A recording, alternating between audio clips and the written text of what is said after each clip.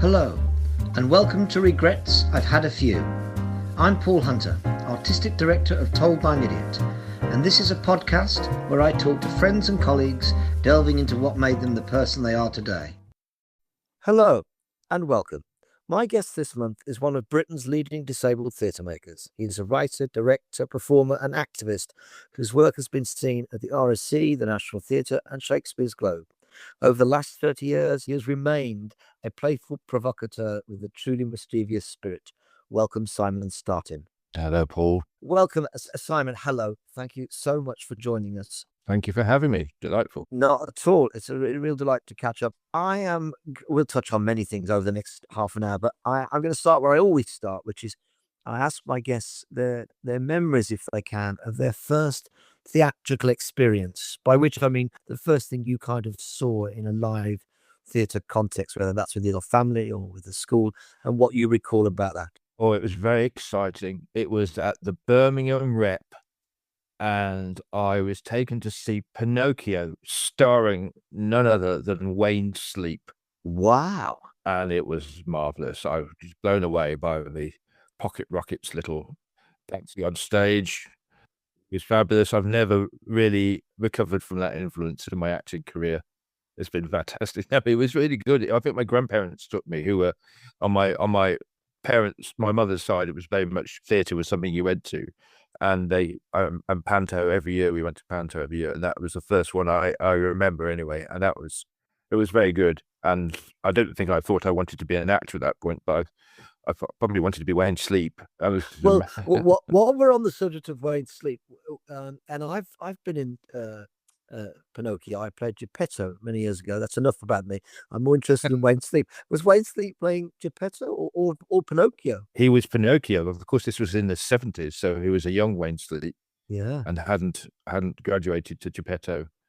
I'm not saying if you're in any way past Pinocchio. Obviously, I'd love to see your Pinocchio, but no, I think the world doesn't. That's a very different theatrical experience. It is. Avant-garde. However, I can relate to that. Birmingham Rep being my early theatre experiences as well. So, how old would you have been then, roughly, Simon? Do you think? About 7. About 7. So you went. Did you go fairly regularly with your grandparents? Was it a yearly trip or? It was a yearly trip. It wasn't always with my grandparents. I think my parents cottoned on as well, and we went. Saw all the greats: Les Dawson. Oh wow! Danny LaRue. It was Roald Holl and Emu. We didn't like him. He was too violent. I liked him. My parents said we don't like him. There was always something slightly unsettling, wasn't there? I suppose about Yes. Roald and Emu in many ways. And I remember seeing John Nettles as the sheriff of Nottingham. Oh, he would have been good. He was, but our evening was marred by a family of Brummies who just were shouting right behind us all the way through, "Go back to Jersey." It's just, that was the time. I have to now, as you say that, reveal. You have to explain it. Well, I have to. For a younger audience. Bergerac, of course, for our younger listeners. But I also have to hold my hands up being part, I think, of a similar incident at Birmingham Rep when I was taken as a group of teenagers to see Hamlet starring Simon Cadell. Wonderful actor, late Simon Cadell. And sadly, he was a wonderful actor and playing a great part. But whenever he came on, of course, the chant was "Heidi High," yes, which wasn't a great look, really. And I could see, even though I didn't know him, I could sense a deep frustration in this long matinee afternoon. Yeah. Anyway, the perils of being famous, I suppose. Yes, indeed. So tell me about. So obviously, you see some theatre. It doesn't at that point ignite the idea of theatre, but when did you first get a taste of performing? School plays? How did that happen? It was school plays. When I went to secondary school, the English teacher was avid drama director, and she was wonderful. She definitely set me on this path, so it's her I blame. But she was. I think my first role was in The Card. It was a Arnold play. Bennett. Arnold Bennett, yes. and I played the waiter Grovel. Obviously that's been my casting ever since. And I remember that the giddy drug of laughter during that, when they say grovel, and wine for this customer, grovel, and then I just whine and stuff like that. So it was, I think it was the laughs that got me, and I probably seeing girls and stuff that was good. I think I was about 12 when that first happened. And then I suppose and I can again relate to this immensely, but the perfect kind of show business cocktail was being mixed there in a sense for you, I suppose, the laughter and all the other stuff that goes along with that. Yeah. Like many of our guests, and even myself, there's often a teacher behind a lot of this who has inspired or provoked you in some ways. Were they also instrumental in you starting to think as you went through your teenage years, or is this a possibility? Or where did the kernel of this idea, can I do this, or I want to do this, come from? I think it was Mrs. Dorothy Tracy. I think it was her that kind of said that was a possibility. I don't know. I don't have a specific memory of how. I just remember getting just more and more into it, and moving my way up the billing in terms of school plays and stuff like that, and getting really into it. I think, and then I started to think seriously about what the world of theatre was. I started reading, Simon Keller's being an actor and A Year of the King and all that sort of thing. But that was probably not till I got to secondary school. When I went to not secondary school, to sixth form, where I went to King Edward's VI in Stratford upon Avon, which of course is Shakespeare's school. Yeah. So it was kind of very much in the blood then, and I was starting to take it very seriously. As something I wanted to, much of a displeasure, certainly my father, and everyone was trying to discourage me from doing it. And to a certain extent, they succeeded, because I went to Edinburgh with my eye on the Edinburgh Festival secretly. But I did computer science and artificial intelligence there. Wow.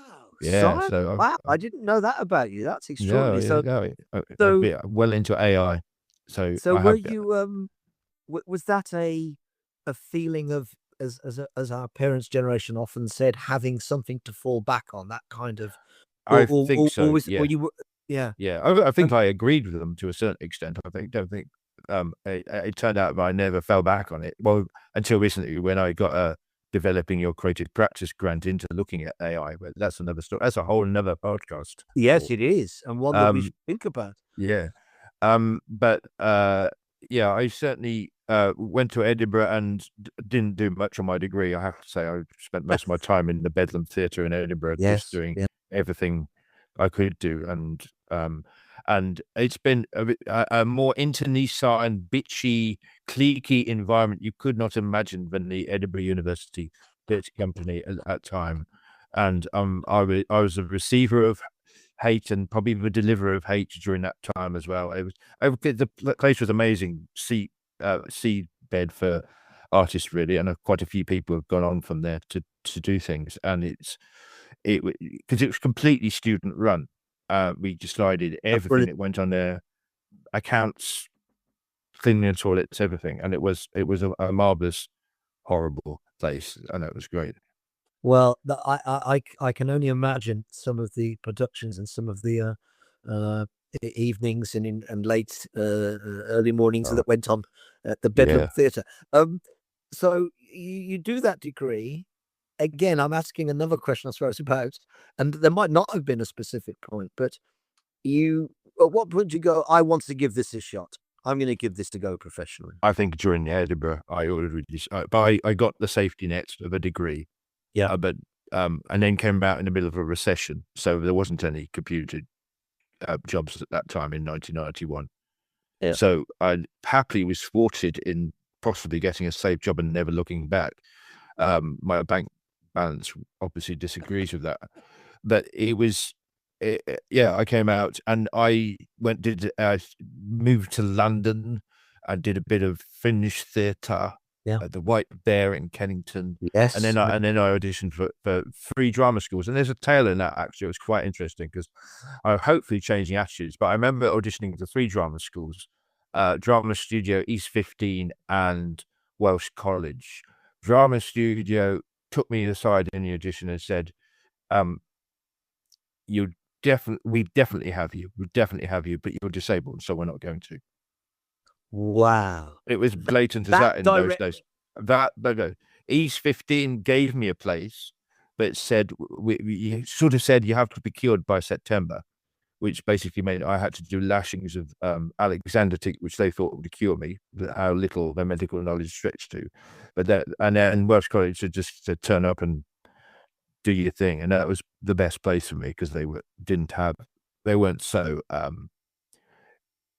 bound to an aesthetic of what an actor is, which is loosened off in the course of my career for everyone now. But then, yeah, I mean, I'm a disabled actor, but probably my casting then disabled wasn't something I would have used as a selling point, whereas now you might do, because theatre has changed its meaning a little bit. But then, no, I got all the odd parts, the strange, the weird, the lonely, and the lost, which is quite a nice place to be cast, to be honest with you. Exactly. And in some ways, not that I know Arnold Bennett's The Card very well, but maybe connects right back to Grovel.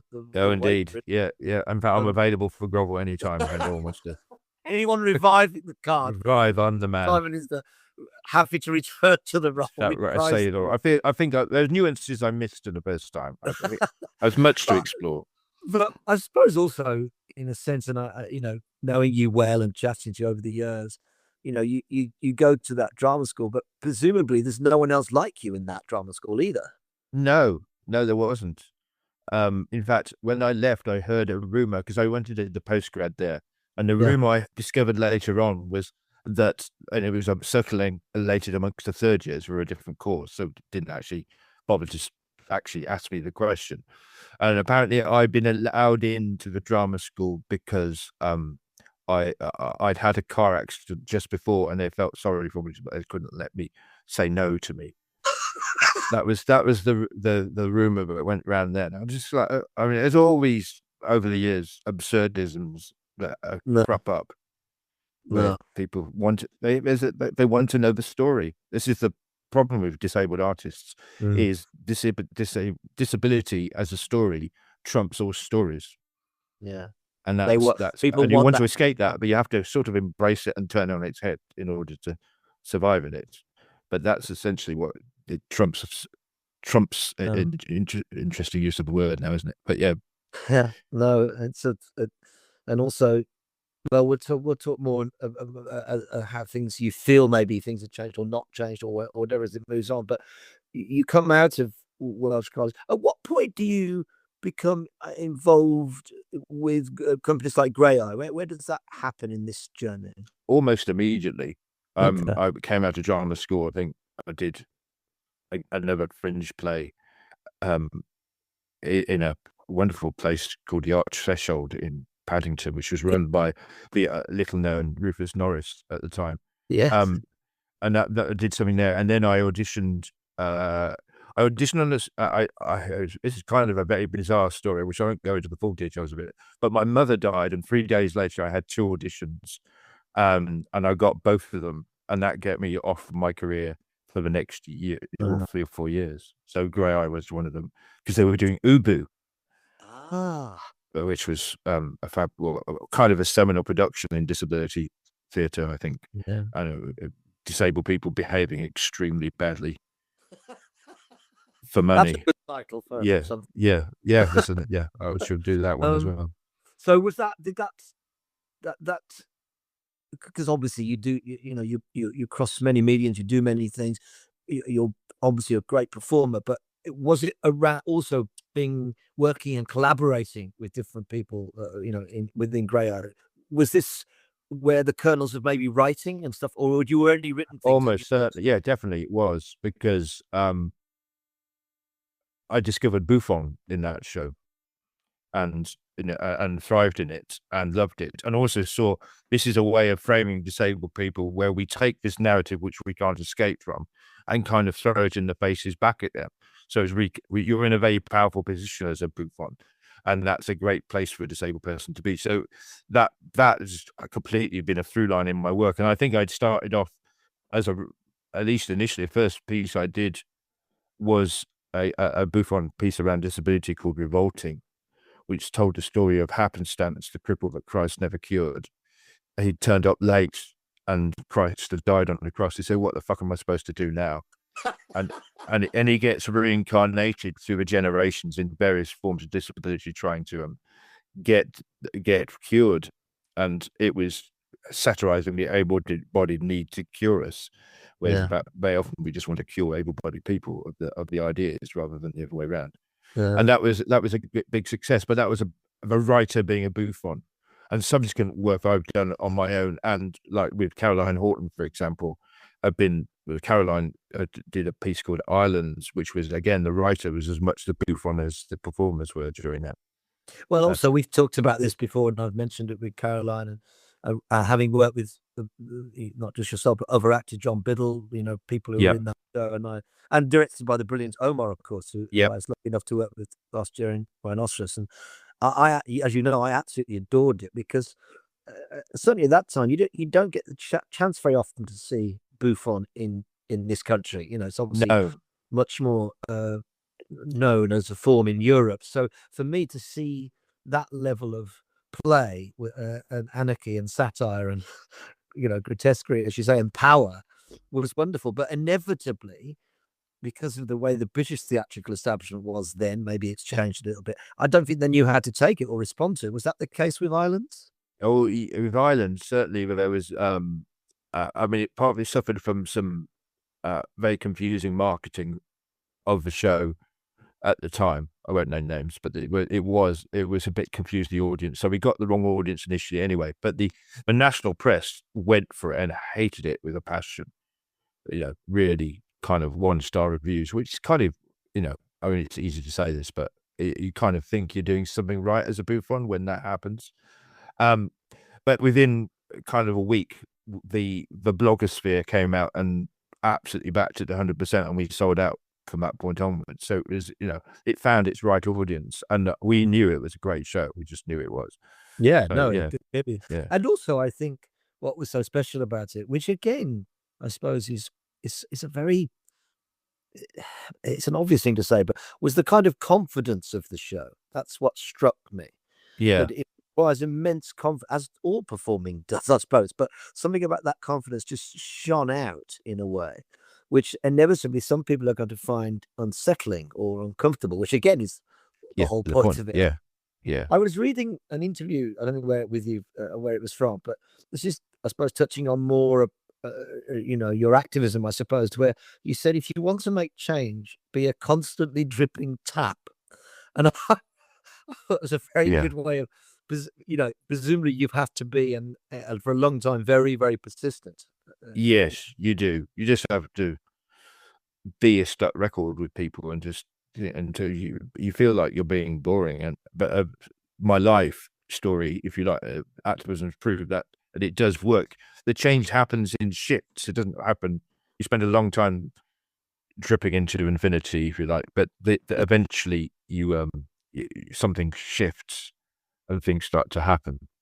And where do you think the kind of theatre culture is at the moment, in sense of, as you say, it's changed, but does that feel? I think it's really complicated at the moment and fragile. I think that's what scares me the most, is the fragility of it. Because disability performance and creating the framework for a disabled performance and disabled artists to thrive, it's essentially a very civilized act. It involves empathy. It involves working together. I find it personally unfathomable that you can't be to be disabled in the right wing, because you require a structure behind you in order to do the things you want.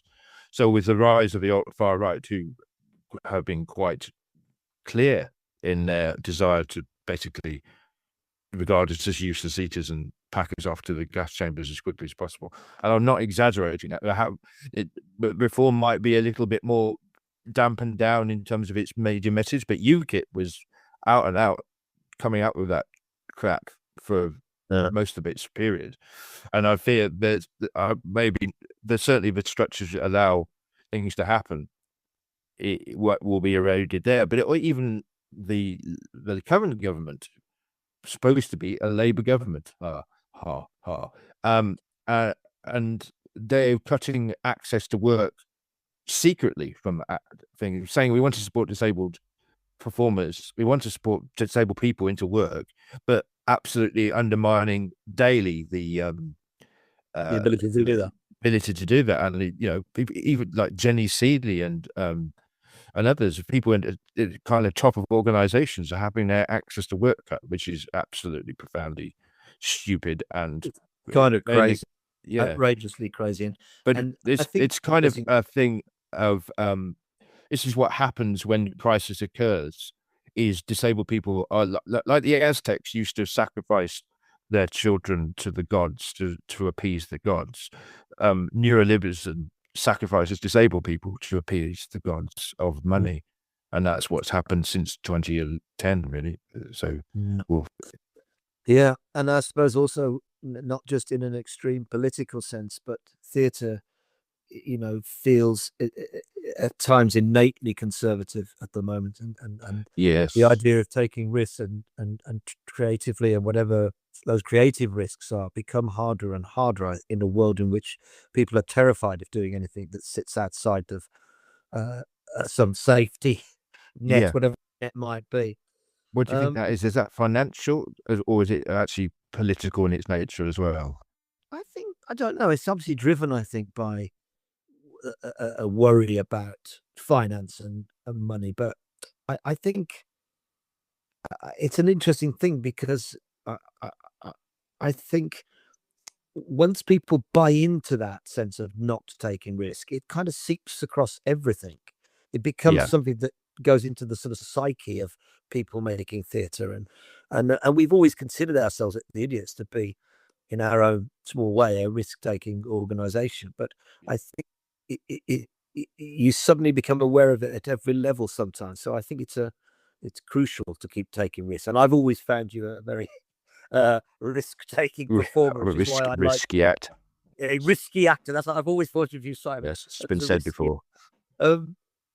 I suppose. I mean, we could chat all day, but we drift towards the end of our session, Simon. And I just wanted to say, what would you? And again, I'm not placing all this on you, by the way. It's just us having a chat. What do you think you would like to see happen more within theatre in terms of disability? Are there certain things you still think this could happen, that your tap is still dripping for, if you pardon the expression? Dripping tap. I think the main thing now is we've made advances in saying, right, okay, disabled people deserve to be on stage, and not only if you exclude them, then you're sort of lying about life and worsening your art as a result. But I'm really, particularly as an actor, kind of let's move away from seeing actors as playing that disabled story. The disabled story is boring. You know what it is, blah, blah, blah. But let's allow actors to play all the other myriad of characters, and not even necessarily through the. I'm very interested. I've had directors say to me, "I'm very interested in your disability," to which I said, "Really?" But in my head, I went, "Fuck off." But it's because that there's some kind of voyeurism going on in that. Just open your minds to the fact that. And this goes for all kinds of other identities as well. The fact that I limp a bit and bump into furniture is, I hope, about 0.1% of my identity. And yet I have to put that as the main thing of my identity in order to kind of work in mainstream theatre. When I do disability arts, I can do whatever I like. It's kind of a very free place, disability theatre, because we're freed from that, because people have low expectations, perhaps. But yeah, the ability just to see people, see beyond the iceberg, the tip of the iceberg, and see a person for the full richness that they are.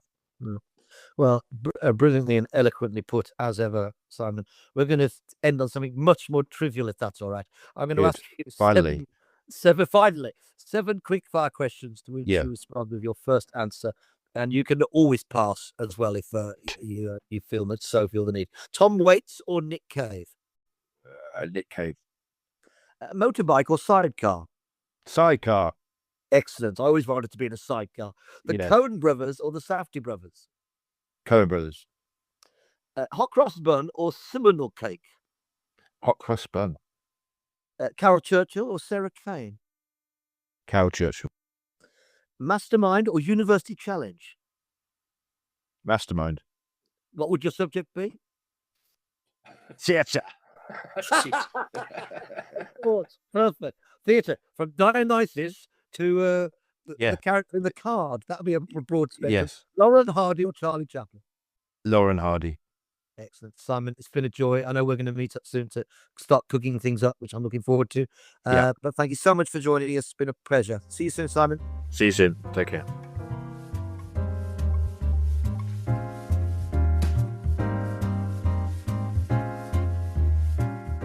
Dear listeners, if you've enjoyed this idiot podcast, please spread the word